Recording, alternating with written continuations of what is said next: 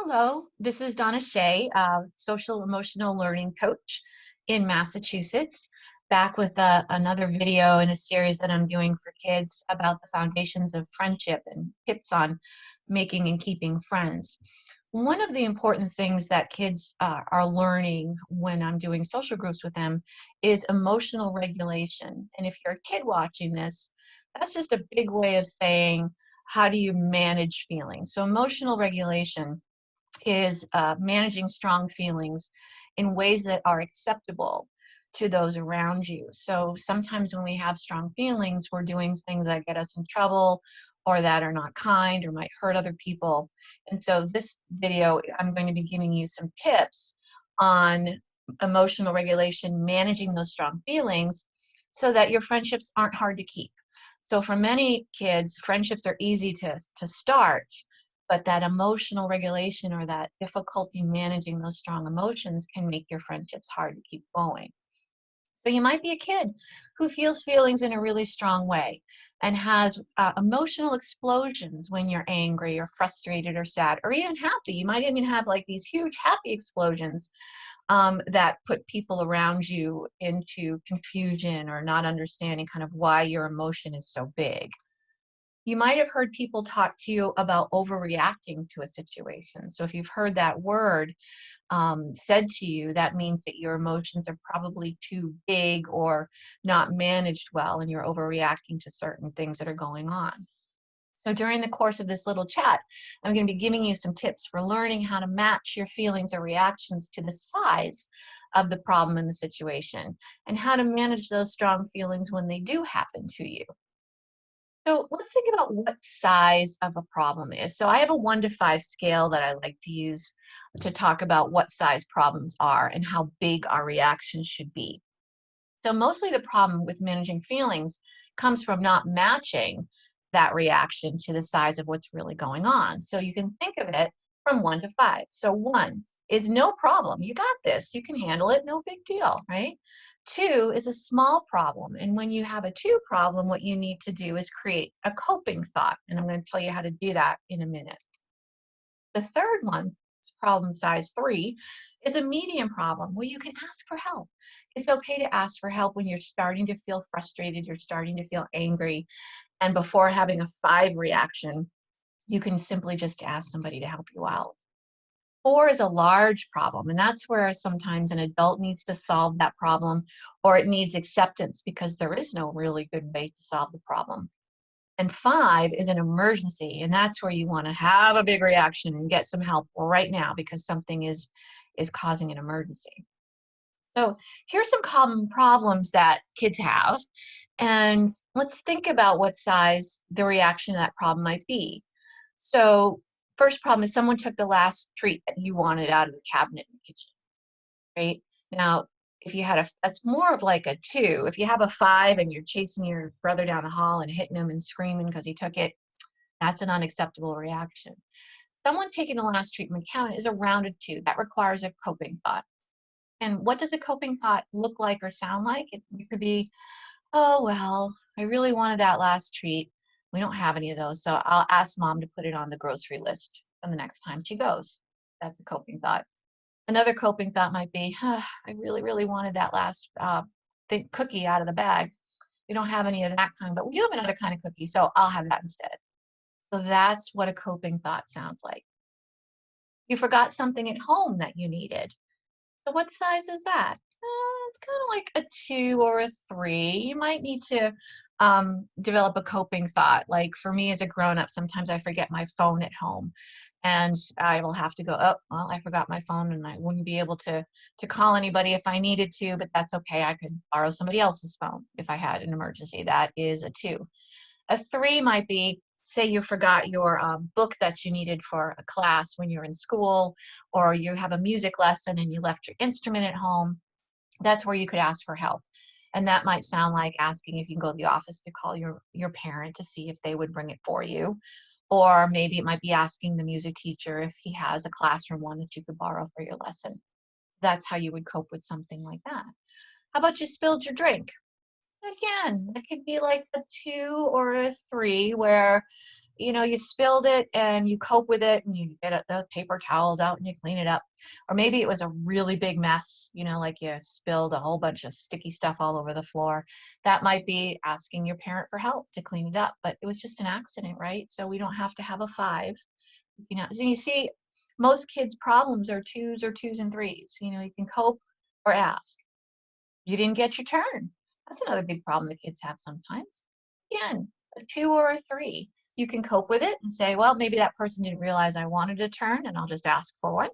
Or maybe that you are getting left out of your turn on purpose, and that's where you can, again, go find a grown-up or a parent and ask them to help you out. You drop something on the floor, like your pencil. That's a 1. Pick up the pencil. We don't need to have a fit about the pencil. Or you dropped a towel, or you dropped, your toy, or you dropped your toast. you know, those types of things shouldn't be having a 5 reaction. They're just really, really tiny problems. Your brother or sister won't leave you alone. That's a biggie, because maybe you've asked them to leave you alone and you're stuck in the house together and you just want some time by yourself. So that could be a 3.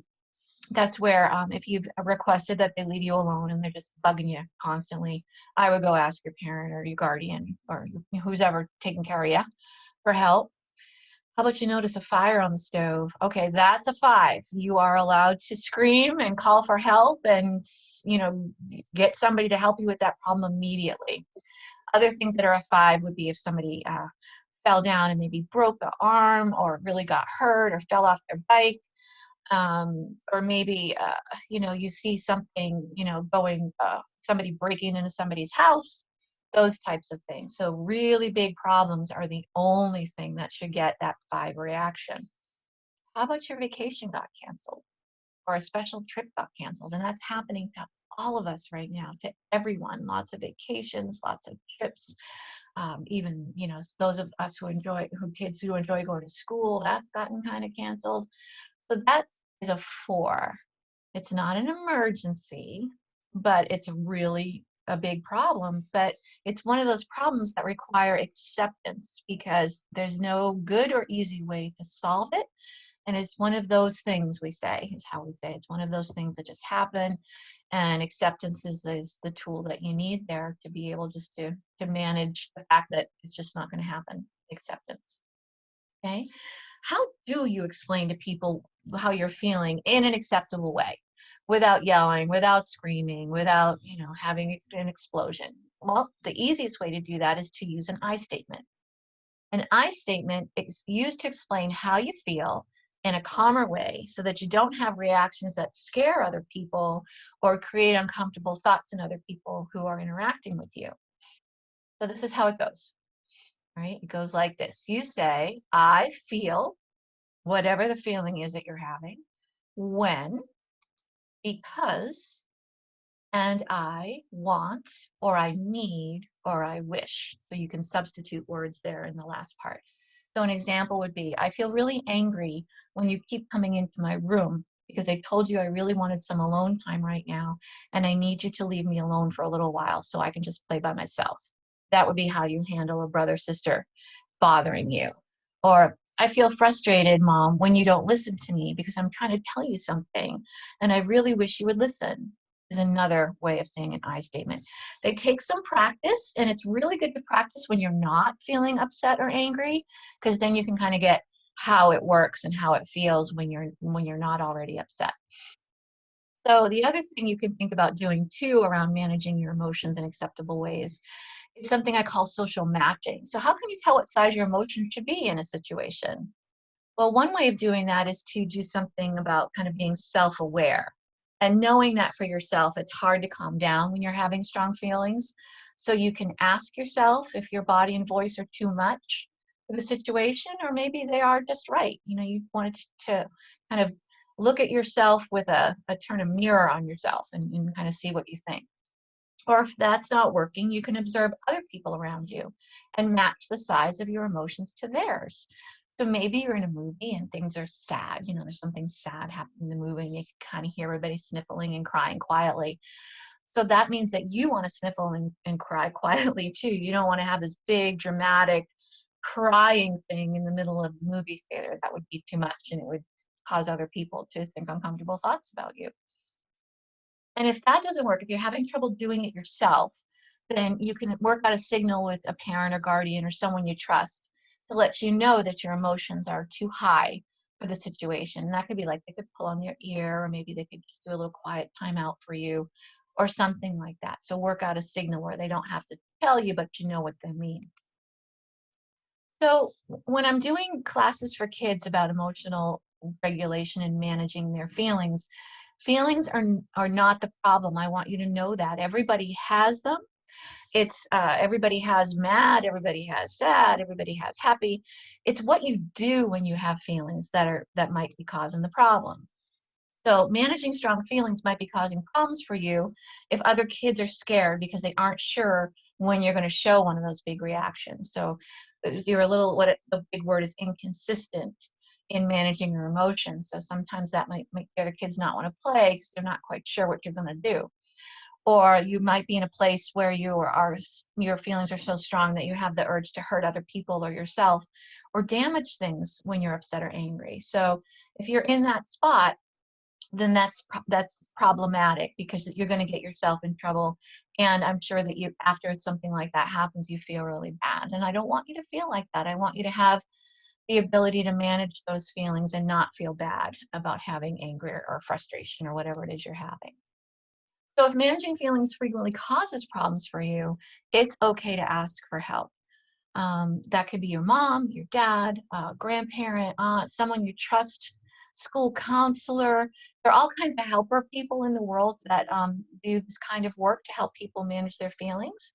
And asking for help shows that you care about yourself and about other people. And asking for help is not weak. It actually shows that you are really strong. So I want to leave you with that thought. If you like the friendship tips that I'm doing, my good friend Nadine and I wrote a book that has 500 of them, all for you. You can find it on Amazon. It's really easy to find. If your mom or guardian or dad wants to get in touch with me and has a question or is interested in stuff that I do here in Massachusetts, this is how that they would get a hold of me. And I'm really glad that you took the time to listen today and to visit with me. And I will look forward to seeing you again the next time.